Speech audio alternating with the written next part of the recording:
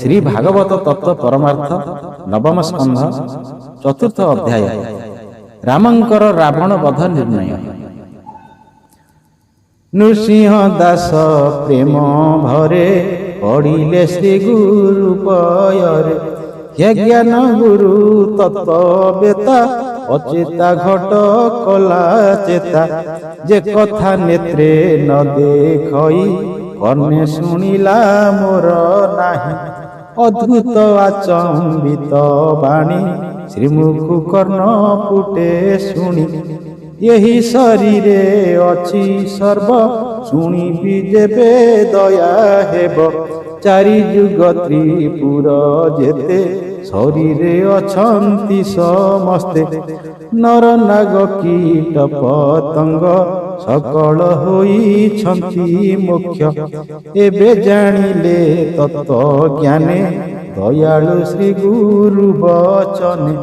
ପୁଛିବା କ୍ଷମ ମୋର ନାହିଁ ଅଗମ୍ୟ ଭୂମି କେ କଳଇ। ଯହିଁରେ ନାହିଁ ଥଳ କୂଳ ଅଗାଧ ସମୁଦ୍ର ପ୍ରବଳ। ଦୟା କରିଣ କହିଦେବ ଅଧମ ଉଦ୍ଧାର କରିବ। ଆବର ତ୍ରେତା ଯୁଗେ ଜାତ ଅଯୋଧ୍ୟା ଦେଶ ନରନାଥ। ଦଶରଥ ନାମେ ଭୂପତି କୌଶଲ୍ୟା କୈକେୟୀଙ୍କ ପତି। ସୁମିତ୍ରା ଘେନି ତିନି ରାଣୀ ଚାରି ପୁତ୍ର ଜନ୍ମିଲେ ପୁଣି। ରାମ ଲକ୍ଷ୍ମଣ ଶତ୍ରୁଘ୍ନ ଭରତ ଘେନି ଚାରି ଜଣ। ଜାନକୀ କେ ଅଟନ୍ତି କହ ଶୁଣିଲେ ଫିଟିବ ସନ୍ଦେହ। ଜନକ ଋଷି କେ ଅଟଇ ଶିବ କୋଦଣ୍ଡ କେହୁ ହୋଇ। ରାମ କେ ତାକୁ ଭଗ୍ନ କଲେ ଲକ୍ଷେ ନୃପତି ହାରିଗଲେ। ଜାନକୀ ବିଭା ହେଲେ ରାମ ଗର୍ବ ଗଞ୍ଜିଲେ ପରଶୁରାମ।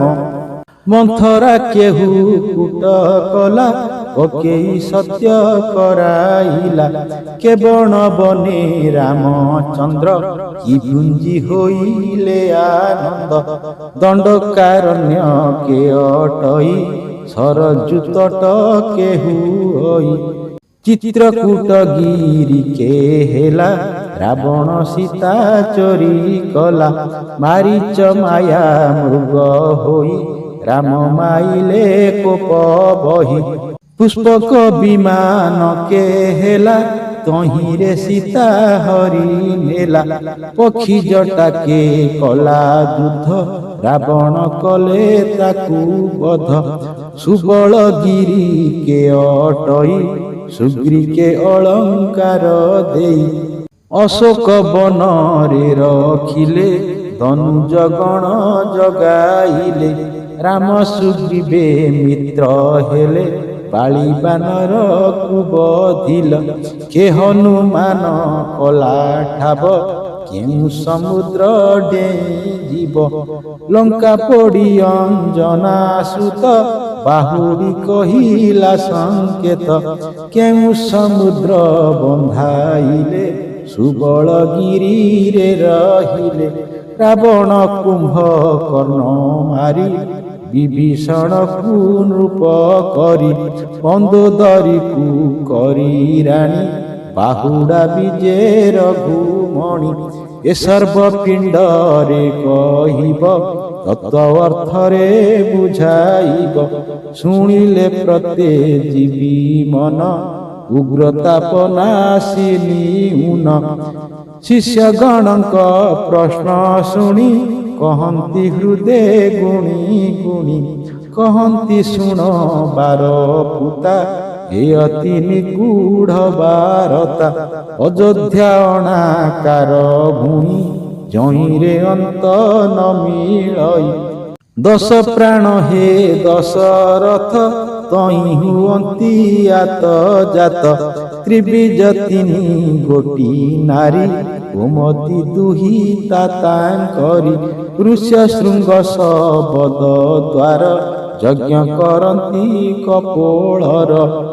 ସେ ଚରୁ ଖାଇ ଚାରି ପୁତ୍ର ରାମ ଲକ୍ଷ୍ମଣ ଯେ ଭରତ। ରାମ ବୋଲିଣ ନାସା ଦ୍ୱାରେ ଭଜନ ଅହୋରାତ୍ର କରେ। ଲକ୍ଷ୍ମଣ ତେଜ ନେତ୍ରେ ବାସ ଶ୍ରବଣେ ଭରତ ପ୍ରକାଶ। ସ୍ୱାଦୁ ବାରଇ ମୁଖ ଦ୍ୱାର ଶତ୍ରୁଘ୍ନ ନାମ ତାହାର। ଦଶ ପ୍ରାଣରୁ ଏ ସମ୍ଭୂତି ଚତୁର୍ଦ୍ଧା ମୂର୍ତ୍ତି ଦେଖ ଗାତ୍ରୀ। ଜନକ ଋଷି ଯାହା କହି ଜୀବ ବ୍ରହ୍ମ ଶକ୍ତି ଅଟହି। ଓଙ୍କାର ମାତା ଯେ ଜାନକୀ ମିଥିଳା ଲଲାଟକୁ ଲେଖି। ଅର୍ଦ୍ଧମାତ୍ରା ଶିବକୁ ଦଣ୍ଡ ସମୀର ରାମ ଭୁଜ ଦଣ୍ଡ। ମନ୍ଥରା ପ୍ରକୃତି ହୋଇଛି ମାୟାରେ ଜଗତ ମୋହିଛି। ସୁଖତା ସୁବୁଦ୍ଧି ସୁବାଣୀ ମର୍ମ ବିଦାରେ କର୍ଣ୍ଣ ଶୁଣି। ରାମ ହୋଇଲେ ନରପତି ସତ୍ୟରେ ପାଳିଲେ ଧରିତ୍ରୀ। ନ ସହି ବିଷାଦ ହୋଇଲା କୈକେୟୀ ଆଗରେ କହିଲା। କପଟେ ନୃପେ ସତ୍ୟ କରି ମୋ ପୁତ୍ର ହେଉ ଦଣ୍ଡଧାରୀ। ରାମ ଯେ ବନବାସ ଗଲେ ସୀତା ଲକ୍ଷ୍ମଣ ଘେନି ତୁଲେ। ବୁଲିଲେ ପର୍ବତ କାନନ ହୃଦୟ ଅଟେ ଘୋର ବନ। ଦଣ୍ଡକାରଣ୍ୟ ହୃଦ ଚକ୍ର ରାମ ବିଜକା କଟି ବକ୍ର। ରାବଣ ବିମାନ ଅଟଇ ପୁଷ୍ପ ବିମାନ ଦେହ ହୋଇ। ପକ୍ଷୀ ଚଟା ପରମହଂସ ଉପପୁରୁଷ କଲା ନାଶ। ଅଶୋକ ବନଟି ଉଦର ନାଭି ଅଟଇ ଲଙ୍କାପୁର। କୁବୁଦ୍ଧି ବାଳି ନରପତି ସୁଗ୍ରୀବ ସୁଶୁଦ୍ଧି ଅଟନ୍ତି। କୁବୁଦ୍ଧି ନାସିଲେ ଶ୍ରୀରାମ କଣ୍ଠଚକ୍ର କିଷ୍କିନ୍ଧା ଗ୍ରାମ। ସୁଗ୍ରୀବ ସଙ୍ଗେ ମିତ୍ର ହେଲେ ରାଜା ବିଭୂତି ତାରେ ଦେଲେ। ହନୁମାନ ହୁଙ୍କାର ନାଦ ସମୀରୁ ଜନ୍ମିଲା ଶବଦ। ସମୁଦ୍ର ଡେଇଁ ହନୁ ଗଲା ସପ୍ତ ସାଗର ହୃଦେ ଥିଲା। ଲଙ୍କାପୁର ନାଭିରେ ଯାଇ ରାମ ଆଜ୍ଞା ସୀତାଙ୍କୁ କହି। ବାହୁଡ଼ି ରାମେ ବାର୍ତ୍ତା ଦେଲା ପର୍ବତେ ସମୁଦ୍ର ବାନ୍ଧିଲା। ବିମାନ ରାବଣ ଅଟଇ କୁମନ କୁମ୍ଭକର୍ଣ୍ଣ ହୋଇ। କଳ୍ପନା କାଳ ଇନ୍ଦ୍ରଜିତ ଏ ସର୍ବ କଲେ ରଣେ ହନ। ସୁକ ସାରଣ ମନ୍ତ୍ରୀ ଦୁଇ ବିବେକ ସୁବୁଦ୍ଧି ଅଟଇ। ମାୟା ଅଟନ୍ତି ମନ୍ଦୋଦରୀ ତ୍ରିଜଟା ତ୍ରିକୂଟ ବିହାରୀ। ସୁମନ ବିଭୀଷଣ ଥିଲେ ଲଙ୍କା ଭୁବନେ ରାଜା କଲେ। ଶିରେ ବାନ୍ଧିଲେ ନେଇ ପାଟ ଅଯୋଧ୍ୟା ଭୁବନ ଲଲାଟ। ତହିଁ ହୋଇଲେ ଅଭିଷେକ ଶୁଣି ସୁଜନେ ଲଭ ସୁଖ। ନବମ ସ୍କନ୍ଧେ ରାମ କଥା ଶୁଣି ସୁଜନେ ଲଭ ଚେତା। ଏ ପରମାର୍ଥ ରସ ଗୀତ ପ୍ରାଣ କୃଷ୍ଣଙ୍କ ଦାସ ଭୃତ୍ୟ। ଅନନ୍ତ ଦାସ ତାର ନାମ ଶ୍ରୀହରି ଦେବଙ୍କ କୁମର। ବାଳକ କାଳ ନାମ ରତ ନକରେ ବିଷୟ ବାଞ୍ଛିତ। ଶ୍ରୀ ଗୁରୁ ସ୍ୱାମୀ ଦୟା ହେଲା ବୈରାଗ୍ୟ ଜ୍ଞାନ ଉପୁଜିଲା। ଆତ୍ମା ସେବା ଆତ୍ମା ଧାରଣା ମନ ମାନସିକେ ପାରଣା। ଅନନ୍ତ ଦାସ ମନେ କହି ଅନ୍ତ ନ ପାଇବଟି କେହି।